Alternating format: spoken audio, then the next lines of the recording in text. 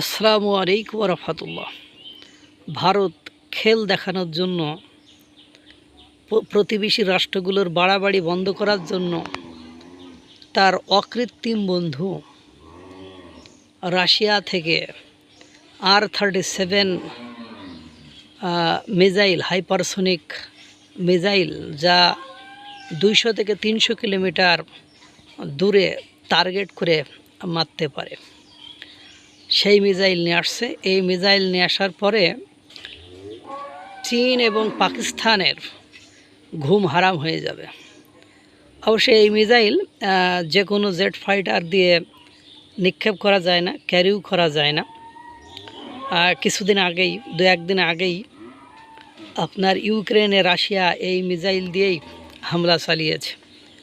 যদিও ভারতে অফিসিয়ালি কোনো মন্তব্য করেনি, কিন্তু পশ্চিমা মিডিয়া নিউজ করেছে যে কত বিলিয়ন ডলারের হাইপারসোনিক মিসাইল ক্রয়ের একটা চুক্তি স্বাক্ষরিত হয়েছে। অজিত দোভাল রাশিয়া থেকে ফিরে আসার পরেই এই সংবাদ মিডিয়াতে ঘুরপাক খাচ্ছে।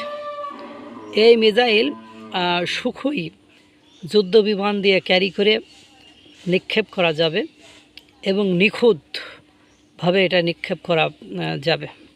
আপনারা জানেন, ভারতের প্রতিবেশী রাষ্ট্রগুলোকে যাতে করে সাইজ করা যায়, সেই সাইজ করার জন্যই এই 1.2 বিলিয়ন ডলারের চুক্তি করেছে আপনার ভারত রাশিয়ার সাথে।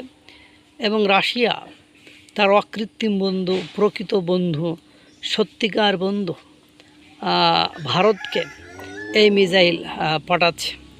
এই যে হাইপারসোনিক মিসাইল, এটা 300 পিস এটা পাঠাবে।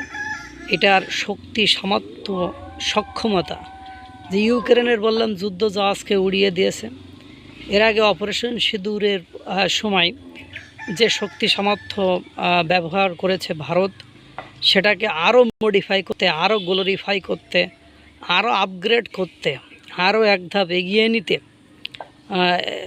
আপনার রাশিয়া থেকে এই হাইপারসোনিক মিসাইল R-37 3 পিস ক্রয় করছে। অবশ্য সুখোই যুদ্ধ বিমান ছাড়া অন্য কোনো বিমান দিয়ে এটাকে ক্যারি করে নিক্ষেপ করা যাবে না। প্রয়োজনে আরও কিছু সুখোই যুদ্ধ বিমান ভারত আপগ্রেড করবে। তারপরও চীন এবং পাকিস্তানের একেবারে ঘুম হারাম করে দেবে এই মিসাইল দিয়ে। ভারত খেলতে যখন নেমেছে তখন খেলা দেখাই ছাড়বে। আল্লাহ তাআলা সকলকে ভালো রাখুক, সুস্থ রাখুক। আসসালামু আলাইকুম ওয়া রাহমাতুল্লাহ।